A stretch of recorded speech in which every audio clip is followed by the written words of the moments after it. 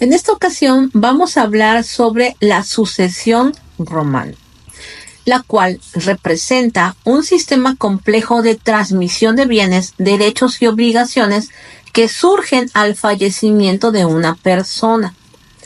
Este sistema es esencial para comprender cómo el derecho romano aborda la continuidad patrimonial, la distribución de los bienes y las obligaciones hereditarias. Esta sucesión en el derecho romano constituye el mecanismo por el cual el patrimonio de una persona llamado causante pasa a otra persona, los herederos o legatarios. Esto responde a la necesidad de dar continuidad a estos derechos, en este caso del fallecido, y no solamente sus derechos, sino también sus obligaciones, garantizando el orden jurídico y la estabilidad económica de la sociedad. La sucesión en Roma se basa en dos principios fundamentales. El primer principio, que es el mandamiento del patrimonio como unidad económica. El segundo principio, que es la continuidad de las relaciones jurídicas, personales y familiares.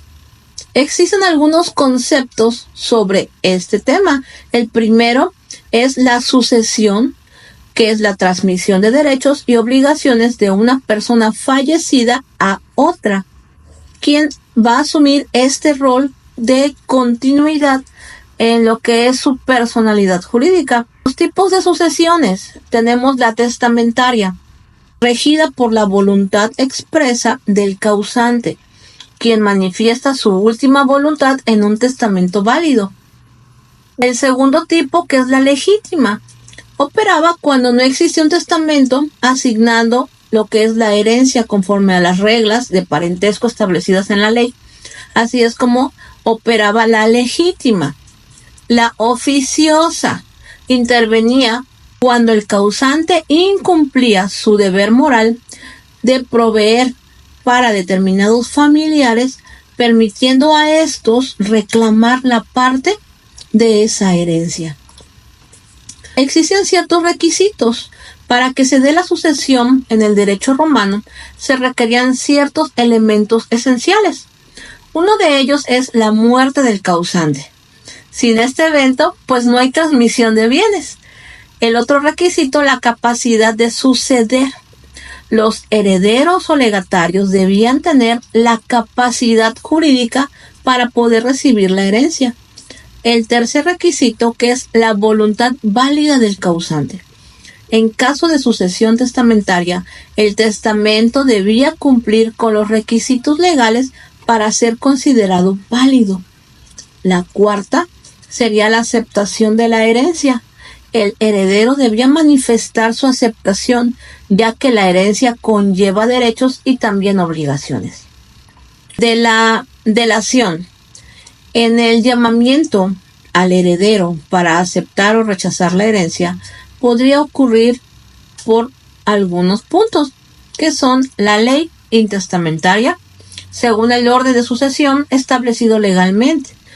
El segundo, por el testamento, que este era cuando el causante designaba a sus herederos. El tercero, la delación, marcaba el momento a partir del cual el heredero podía actuar en nombre del patrimonio hereditario o heredado, aunque la aceptación era esencial para adquirir formalmente la herencia. Tenemos otro punto, que sería la adquisición de la herencia. Esta se llevaba a cabo mediante la aceptación formal por parte del heredero. Existen dos formas principales de adquisición, que sería la adquisición tácita y la adquisición expresa. En la tácita ocurre cuando el heredero ejercía actos que implicaban aceptación de la herencia, como administrar los bienes. El segundo, la adquisición expresa, era mediante una declaración formal, generalmente en presencia de autoridades competentes. Ahora vamos a hablar de la herencia yacente dentro del derecho romano. Esta herencia yacente se le decía a ese periodo en el que la herencia carecía de un título definitivo porque los llamados a heredarlo aún no podían aceptarlo formalmente. Durante este periodo o este tiempo, el patrimonio permanecía indiviso. Los bienes podían ser administrados por un curador o un fideicomisario, y los acreedores podían ejercer, en este caso, sus derechos sobre el patrimonio, aunque no había un heredero directamente. La heredita y la bonolus possession, que eran dos clases de herencias.